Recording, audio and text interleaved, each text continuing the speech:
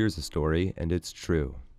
In college, when I was a sophomore, I took a class called Biological Foundations of Behavior. If I remember correctly, the professor, a woman, was friends or had some kind of academic relationship with a woman at the zoo, a zookeeper who was working on a graduate degree. So long story short, I ended up getting an internship through this class at the zoo where I was going to college in the primate department. And I got a grant to run a study that on gibbons, which are apes. They're the ones with long arms that do goofy shit. There's a great YouTube video, Monkey with a Death Wish. That's a gibbon. So on day one, I get in there and I get the tour. And the tour consists of essentially walking up and down the halls and the keeper saying, that will kill you, that will kill you, that will kill you, that will kill you. Point taken, don't be an idiot and mess with any of these things. They're wild animals. Anyway, the main section I was working on included, amongst other monkeys, 3 juvenile male orangutans.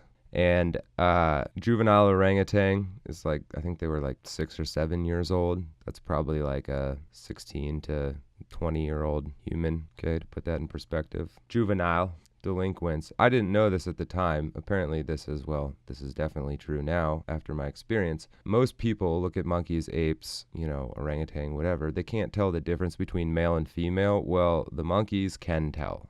They don't need to be taught. And perhaps because of this, the majority of the staff with the primates at the zoo were female, and it worked out well because most monkeys are, have kind of an alpha male. They don't fuck around. So I started there. They did not like me. And they all the males had their different ways of showing it. The orangutans, their way of showing it was to spit on me. So I would walk down these halls underneath where the public was, kind of staff only, the holding cages. Every day I'd walk by and these 3 orangutans would spit on me. And I mean, sometimes it was just spit. Sometimes they'd get a mouthful of water from their little gerbil water thing and they'd lay there and wait for you. Okay, these things can plan. They're devious. And they'd spit a mouthful of water on you. Or the worst days were when they'd piss into their own mouths or each other's, and then they'd try to gorilla spit that on you, the GUE. They'd be lying in wait, Rambo style, with a mouth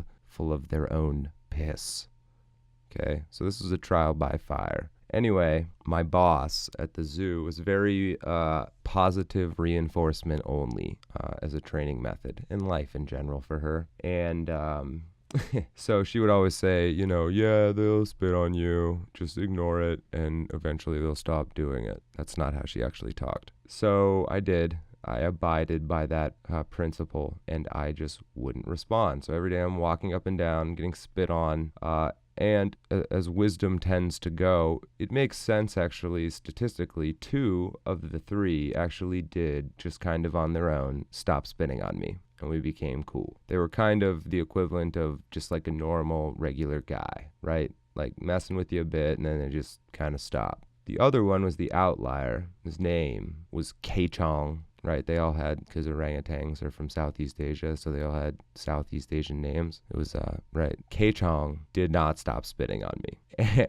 no matter what, for months. And, primates, the more complex an organism, the more intelligent, maybe this holds true, but they definitely, like people, have different personalities. And you could see it in the morning every day. K-Chong's face was just like, I'm not going to fucking stop spitting on you, bro. I'm just going to keep fucking spitting on you. And he just wasn't going to stop, right? No matter what. So one day, I kind of hit my limit. I came in. I was walking down the hallway. You hear a little slap in my chest. Big loogie. I look over. There's K-Chong hanging there chilling. Just going, right? Fuck you. Pretty much is what he's saying. I look up the hallway one way and I look down the other and there's no one around. And I look at K-Chong and I just thought, fuck it. And I hawked a big loogie and I spit it and hit him right in the face. And he kind of like jerked back a little bit and took his giant orangutan hand and like wiped his face a little bit and looked at it and never spit on me again. We actually became bros after that. We were pretty chill. K-Chong, I miss you, brother.